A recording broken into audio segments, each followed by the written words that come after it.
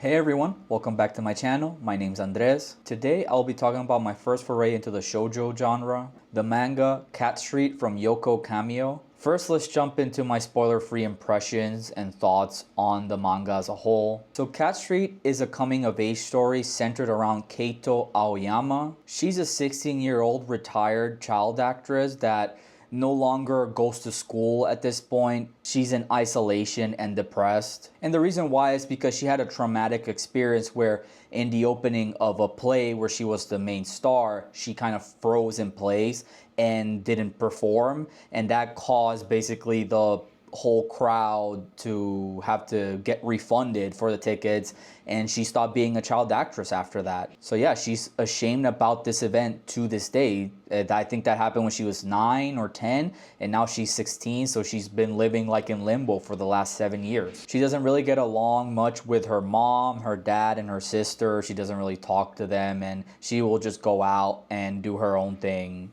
every day. But one day she meets the principal of this school called El Liston, and this school seems to be what they call a free school. It's kind of like a special school geared for students with social issues, or I guess students that like don't go to class or to normal school, and maybe they need like a GED or something. But yeah, she ends up joining the school and befriending 3 students of the school who end up changing her life for the better. The art of the manga is fairly generic. There are some really nice panels though, especially in like bigger moments of the story. And there is romance in the story, but it's not really the main focus. It's all about Keito and her friends' growth throughout it. The tone, I would say, is a mix of mostly lighthearted with some serious moments sprinkled too, but it never gets too dark. So yeah, overall, I would recommend this story to people who are looking for a more lighthearted read that doesn't go on for hundreds of chapters. This manga's pretty short. In my case, I read it as a break before tackling like a heavier manga, and I felt like it fulfilled that goal.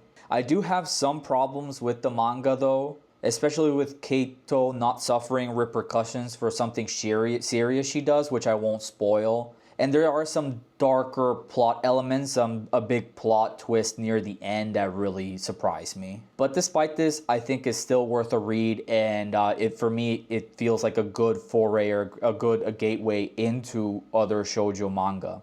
Now let's go over more in depth the things I did and did not like in more of a spoilery discussion, so you've been warned.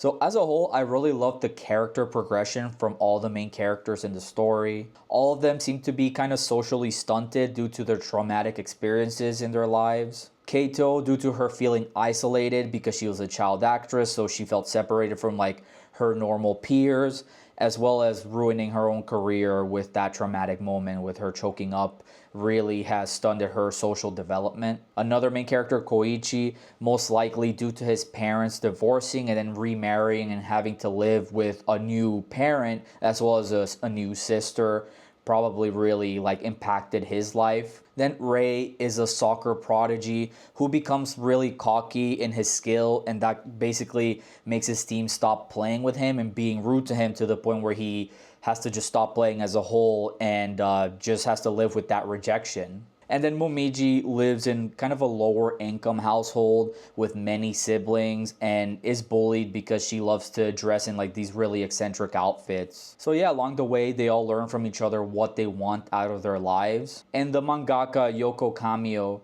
does a good job of making the journey feel natural and their bonds to feel authentic. Another thing I really liked was that the romance felt more so like friends turning into lovers, rather than it being front and center from the very beginning. Honestly, for a lot of the story, you kind of are not sure who's gonna be her like romantic partner. If it's gonna be Ray.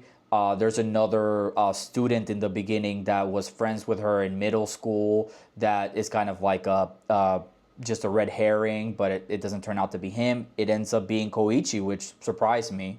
But yeah, it's a slow pace to get to their eventual love story. But due to this, we really get to see their connection blossom. Now, I have praised a lot of the plot points and characters, but unfortunately, there are some aspects that I did not like or that felt out of place. First of all, the backstory of the principal of El Liston is confusing in my opinion. From my understanding, his son passed away because he did not get good enough grades to go to like a good school, and this pressure. So now he helps students from rich backgrounds get into their desired schools, and I guess uses that money to fund El Liston. Sorry if I got it wrong, but I feel like we needed way more background about this. But I don't know, maybe it was just a translation I read personally, and it's not the fault of the story. But it felt like they just talked about it for just a few manga panels. Another aspect that I wish was more expanded upon was El Liston as a school itself. We get some interactions between our main characters and the students and teachers,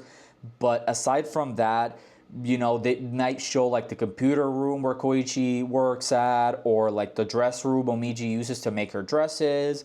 And we do see one camping trip with the rest of the students, but we don't really see how the school itself has helped them progress. It just feels more so that these like-minded friends came together and they've helped each other and leave the slump, rather than the actual school, its teachers, and its resources helping them in any meaningful way. Finally, the last thing that I felt was weird was there's this plot point near the end of the story where Keito gets kidnapped by, I guess, 2 high school students. And it turns out the students don't even know her in real life, and they're just jealous of her being famous once again. Also, one of the students pretends to be one of her old middle school classmates, but she didn't even go to school with her in the first place, so how would she know the classmate's name? I don't know, this just personally felt a bit shoehorned in at the last minute to have some kind of shocking moment near the end before concluding on like a more happy note. But despite this all, Cat Street was a joy to read. As my first shoujo manga, I thought that it would have a cornier tone and it would have much more romance, but it was wrong of me to assume such things just because of the genre. The tone was pretty balanced throughout the story, and the romance was not the main plot point, but it was supplementary to our characters. It was pretty corny at times, but also serious and emotional. You know, the characters all go through hard times that are, you know, common to people their age, but obviously they're heightened for like a story setting. And the art is not the most detailed or unique, but there are some really nice panels that are needed to display like the bigger moments in the story. And with it being only 8 volumes or around 35 chapters, it's a short enough read that it's good, you know, if to see as like a test to see if you can get into more shoujos. So I'll definitely be checking out more of Yoko Kamio's work, specifically Boys Over Flowers, which I think is a really popular shoujo manga. But yeah, I'd love to hear your thoughts on Cat Street. Did you like it? Did you hate it? Is it indicative of the shoujo genre as a whole? What other shoujos do you recommend? Let me know all these things in the comments below. Thank you so much for watching. Bye.